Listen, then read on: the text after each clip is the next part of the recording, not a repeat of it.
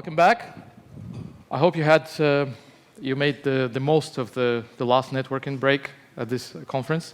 So as Jonathan said, I'm Konstantin. I recently joined AIM Group as strategy director, and I have almost 20 years in experience in classified space. And today I'm going to look at, in the next 20 minutes, going to talk about challenges and opportunities that transactional transformation brings to the classified players in a traditional sense. 2026 is the year that we expect that, according to at least research by some retail analytics companies, that trading in second-hand goods online will actually overtake second-hand goods market that is being traded offline. This is the first year, but more importantly, it will actually continue to grow at double the speed of what an offline element will grow. So we know it's going to grow. We know it's going to be bigger and bigger every year. And unlike, for example, new retail value, which is is going to grow at single percentage points.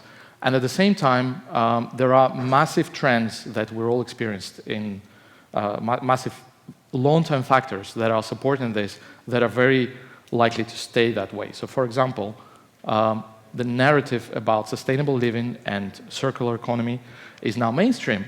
And according to another research by Global Data, the consumers now feel almost as good about buying secondhand and shopping secondhand in general as adopting a puppy. So there's emotional benefit that is likely to persist in this type of behavior. And at the same time, the common depression, the inflation, the cost of living crisis, you name it, is actually challenging the wallets of consumers. So 58% of respondents also said that buying secondhand helped them cope with inflation. And they expect, we expect this factor to be a long-term factor, at least for the next 5 years. So strong tailwinds, but where this growth is coming from, specifically, what sectors? So we can look at the projection. 2030 data for the US suggests that 2/3 of value of second-hand goods being traded will be concentrated only in 5 categories. So, for example, the biggest one is fashion, electronics, home, footwear, and accessories. And that's 2/3 of the value in the market, right? And what's interesting is that some of them will grow much, much faster than others. So fashion will grow 3.5 times, footwear will grow almost 5 times, and then accessories will grow three times in that period. And electronics also, some sectors of that, such as mobile phones and laptops, will be will be growing much faster than the bigger ones. So we can see that majority of that value of the goods to be traded is actually shippable. And that's what's driving the online transactions in this space. And naturally, the new players that emerged in this space, they are targeting precisely those categories, right? So we all remember the famous Craigslist one. This is based on eBay categories, but at the same time, wow, right? Being attacked on all fronts is what is the current reality of goods, generalist marketplaces. And so from that, we can look further at, some of them became really big brands. You can see, so we're going to look at some of them now, but hold on. So let's look first at the success story. So Vinted is one of those that became very big in Europe, and let's look at how fast they scale and what it means in terms of their spending, actually. So the recent figures that were released, I think, literally a few days ago, tell us that we can see the exponential growth in revenues. There's a clear exponential line there, but at the same time, so are the losses, right? So operating margin consistently negative in double digits and is even increasing. So what's going on here? Precisely that. They're spending their marketing budget, they're spending on brand building is actually, for the last 5 years, consistently half of their total costs, and it's actually accelerating as they launch new markets. They recently entered Canada. So it actually costs them a lot to build a brand. It's expensive, right? So from a consumer perspective, though, if I'm a consumer and I want to buy or sell something, I approach this as a shopping, like what I shop for and where I shop for it. So on this chart, we can look at sort of specific item versus everything, and delivery only versus local pickup, local cash transaction. So traditionally, we have eBay in the left top corner, and then historically, all the generalist portals were targeting the territory in the top right. And for us, that's been the bread and butter, and brand building was targeted towards deal locally, meet locally. This is all about local trade. Now, all the newcomers came here, starting pretty much all, with one exception, starting from narrow categories where they could out-innovate on user experience. In a single category or a narrow set of categories, they were able to offer better user experience and build the liquidity faster if they really focused on something that's pretty narrow. But as some of them became bigger brands and they invested in brand building, the ones who were able to raise capital, they naturally had to expand the category offer, and they had to spread the cost of that brand building and also to capture bigger GMV that they can then turn into revenue. So some challenger classified players also experimented with transactions and with a degree of success and sometimes with great success to differentiate themselves from existing established players. And the only exception here, sort of notable exception, is Mercari, that obviously entered a US market in a pretty broad set of categories, having done that successfully in Japan, and they were pretty confident they could succeed in a broad space. Now, talking about specialists, some of them had to move up the chain and expand their category offer, especially, so for example, Vinted is thought about as clothes only, but it's not. If you look at their category set and the things that have been transacted, it's accessories, it's toys, it's many other things, and actually recently they even added electronics. So they are expanding because once you have the brand, once you invested in that, that's the logical step. At the same time, Mercari has added more ways to transact by adding local delivery. So partnered with Uber, and now you can basically, if you happen to be in the same city, you can get your items shipped same day by Uber. If you buy them on Mercari, pay for them on Mercari. So that's the evolution. So where is the money in this? Can this be a big and profitable business? Let's have a look. So on this chart, I'll need to use a pointer. So we have revenue of leading transactional classified players, and it's grouped by sort of US market, European, Japan, and New Zealand is an interesting case. So you can see that, for example, Mercari US is half the revenues of Craigslist. And Mercari Japan, in a market with a much smaller population, is bigger than Craigslist on revenues. Obviously, Craigslist revenues are estimated, but nonetheless. And then Vinted is almost as big as all of the Vinted Germany properties, including Mobility. So these are significant numbers. And TradeMe is probably the most interesting example for me because same market, same brand, two different models, right? Transactional and classified. And their revenue from transactional which is primarily general goods, but primarily B2C, but still, is half of their classified revenue, which is primarily vertical. It's primarily vertical. So interesting cases here, but what it tells us is that we can have significant business from transactional marketplace, even though it plays only a subset of categories, like Vinted does. Why is that? Schibsted calculated that across their general goods merchandise, what they earn from that in their Nordic markets, their take rate is about 0.7%. 0.7%, right? So transactional marketplaces take rates are much better, much easier to calculate, right? But they are 10 times that, sometimes 20 times that. So they vary by business model, they vary by category, and sometimes by country. But generally, they are sort of in the comfortable 10 to 15% range. And you have extremes where, expensive items like watches, for example, Chrono24 only takes 6.5%, but that's including insurance, including delivery. But at the same time, on the other extreme, ThreadUp is almost 20% because it's asset heavy, stack them high, sell them cheap model.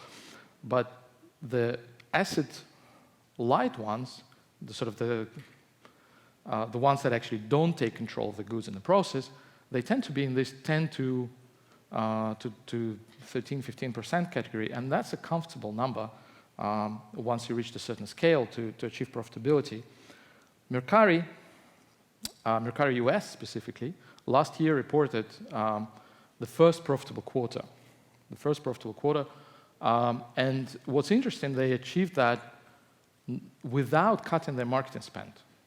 So they achieved that by introducing additional fees. And of course, this is the type of thing you can only do once you achieved certain scale.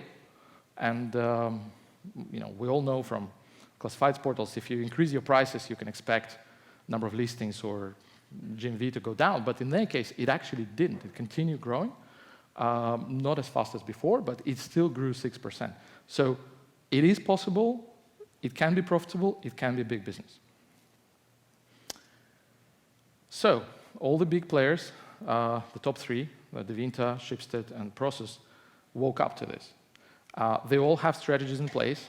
They all have pretty aggressive plans how they want to transition to classified and transactional hybrid models, eventually going to fully transactional. So we're going to look at Devinta. They reported end of last year in their Capital Markets Day that they're targeting 50 million last year from revenues from their 5 European markets. And how they do that, so from 600 million C2C listings that they get across those platforms in general goods category, they estimate that the sell rate, and obviously they had enough time to research this, but the sell rate, i.e. transactions that the listings that end up in transactions, is around 30%. And that includes both on and off platform. And of those, 7% are enabled, of those, 7% actually are paid online, right? So they enable, online payments are not enabled in all categories, but they're enabled in many categories. And so there's potential to grow here, but 7% are paid online already.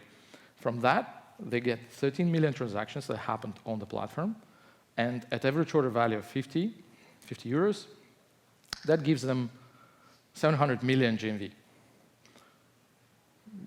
Is it big? Contrast that to Vinta's GMV. So last year it was 2.8 billion GMV, so 4 times that, from a subset of categories. So clearly it can go much higher, right? But that's what they had in 2021. At 7% average take rate, and that includes shipping, right? So margin is not that great. They ended up with 50 million gross revenues. Looks low, right? But at the same time, investment that, so leboncoin is probably the more advanced of the markets and brands within Devinta in terms of transactions. So they are investing heavily in this, right? So they put in 30% of product and tech budget or resources are protected. They are allocated to transactions only, transactions improvement work. They offer discounts on shipment. They don't disclose how much it costs them, but we know from some other players that that can be up to half the price of the actual shipping. And TV campaigns. There's significant investment required to actually tell consumers that it's now possible to transact in a marketplace that you used to be perceiving as just deal locally. So 50% of that marketing budget is allocated to campaigns promoting transactions. And as a result, they're rapidly adding features. They're rapidly expanding reach of payment options, reach of shipping options across more categories, and introducing buyer protection, seller protection, and all that is sort of incremental work that piece by piece is adding to improvements in conversion, improvements in GMV, and so on. And with that, they're targeting to grow this in the next 4 years 8 times to 400 million. Is that realistic? We know vintage figures. We think it is. But what about profitability of that? We think that, and they, well, not just we think, they know that the expenditure on this is not going to grow as fast as GMV. So at the moment, they're operating at 20% negative margin, and their goal is to have 20% plus operating margin in 2026. Again, is that realistic? Probably is. We'll see. We're going to have a few very interesting years ahead of us. Schibsted is even more radical on this. So in one of their markets, in Sweden, they are going 100% transactionals as we speak. So for Q2, they announced that they're going to go within Blocket Marketplace in the consumer goods and C2C, they're going to go 100% transactional. So we're going to see some really interesting numbers in the next couple of quarters. And obviously, they warned that's going to be detrimental to their margin because it entails, to go 100% transactional in their situation, remove all upfront listing fees. This is a big deal, right? So we'll see. We have some very interesting development in Sweden to watch. And we'll be sure to report on it in in-group reports. So back to our chart. So the likely future from here, now that the traditional players woke up to this and they have a strategy, we think is going to look like this. So first, these players will have to continue to expand across categories. The challenger ones will have to continue to expand across categories, and they will have to, in the pursuit of larger GMV and revenues, they'll have to be addressing more delivery cases. They'll be introducing local delivery, and I think eventually local meetup and sort of handover. As long as the transaction payment is happening online, why not? You know, this is a logical step, right? So this is something that we expect to happen over the next 2 to 3 years. And at the same time, the incumbents will have to meet them there. They'll have to support more ways to transact online. They'll have to defend their turf in this situation, and they have to move much, much faster towards transaction. And you know, the smart ones are already doing this at speed. What else? And so the most important thing here is that that place is going to be 100% pay online, all delivery options supported. That's the new competitive ground. That's where the battle for Westeros, if you will happen. So what about the vertical ones? Well, some of them will become acquisition targets. We already know that. Reverb has been acquired by Etsy. Carousel acquired Oak Street, which is a sneakers sales business. They even acquired Refash, which is an offline clothing, second-hand clothing business with physical stores. And here we'll see mergers. We'll see mergers because building brand is expensive, and there'll be some consolidation inevitably, especially in the current capital raising environment.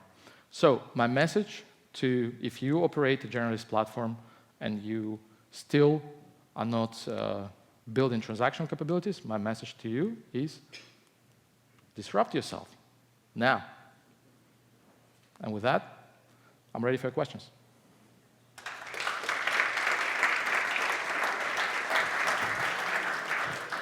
Oh, can we get Slido up, please?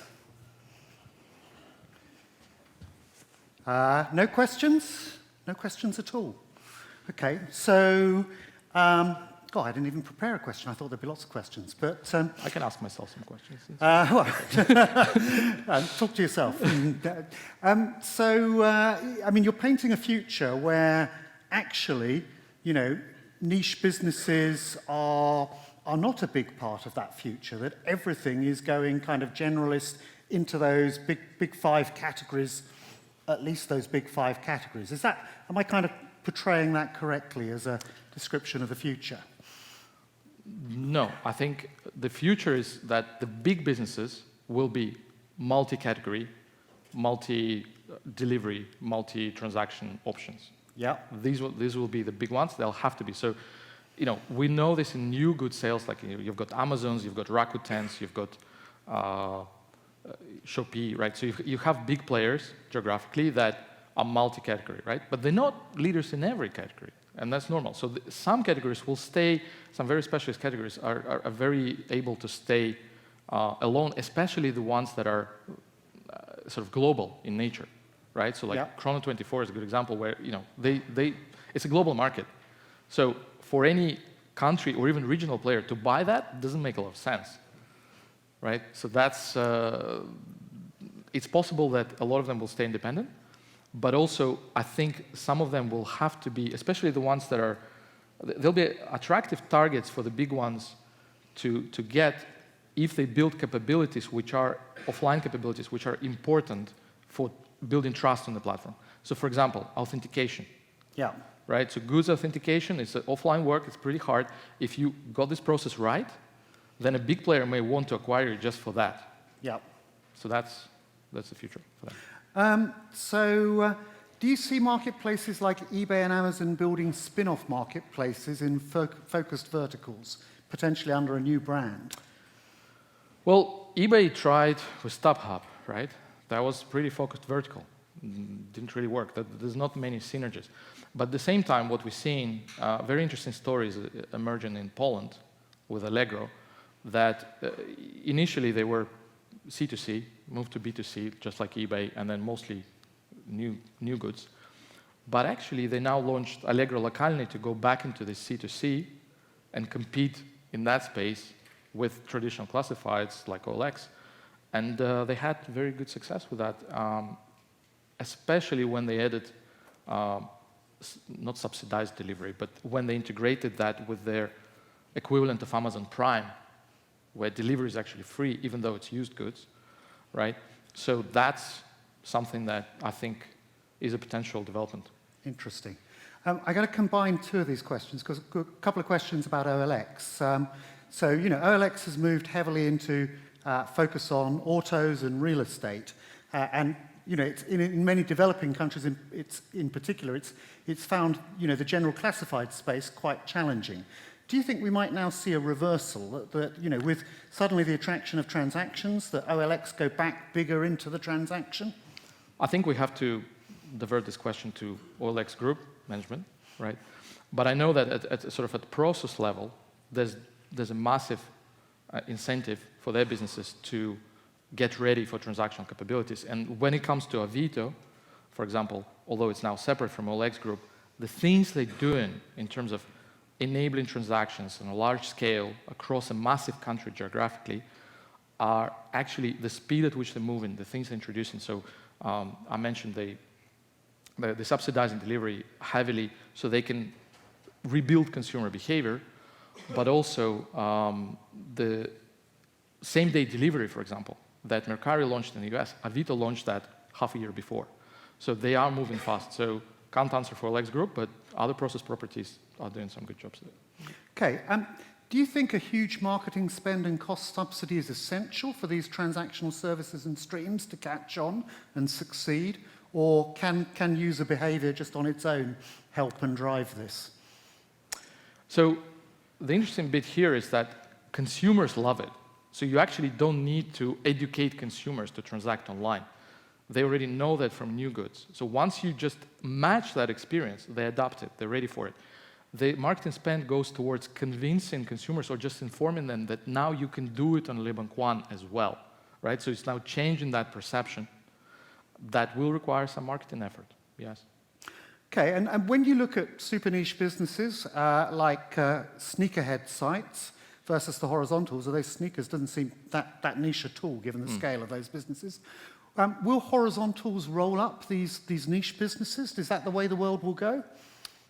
It depends, because some, like StockX, for example, is not just sneakers anymore. So they're actually rolling up other, some of them, the ones that started with sneakers, are actually either evolving towards menswear in general, right? And adding other categories, or they're evolving towards sort of street fashion in general, right? So targeting specific audience, but addressing needs in second hand of that audience across categories is the evolution. So it's not, sneakers were great because you sort of can grow faster, but then you have to expand at some point because once you found your audience, they have more needs than just sneakers. And where would you put Amazon on this chart, given that they have some used stuff as well? Amazon does have used stuff, and it's actually very interesting that it wasn't on this chart, but like you actually have things where capabilities that some of these vertical players build in processing used goods at scale, and it's sort of re-commerce, like a sourcing of used goods. It's actually very expensive if you do it in asset-heavy way. Amazon is a marketplace, obviously, but also an asset-heavy model at their core. So there are vertical businesses that are now offering these capabilities as a solution to brands, right, as a trade-in. And so Amazon is already playing in this sort of returns, sort of trade, not necessarily trade-in. They try trading with books, but not many other categories. But returns, they resell as used goods at a discount, right? So can we see them, adding, for example, used sneaker capabilities by acquiring someone and adding that to Zappos, for example? Yeah, it's possible. But the question is it detrimental to their core business or not? And we have to see we have to see how it evolves. They have their own strategy, how they want to do this. Brilliant. I think we're out of time. So thank you very much, Konstantin. Really appreciate it.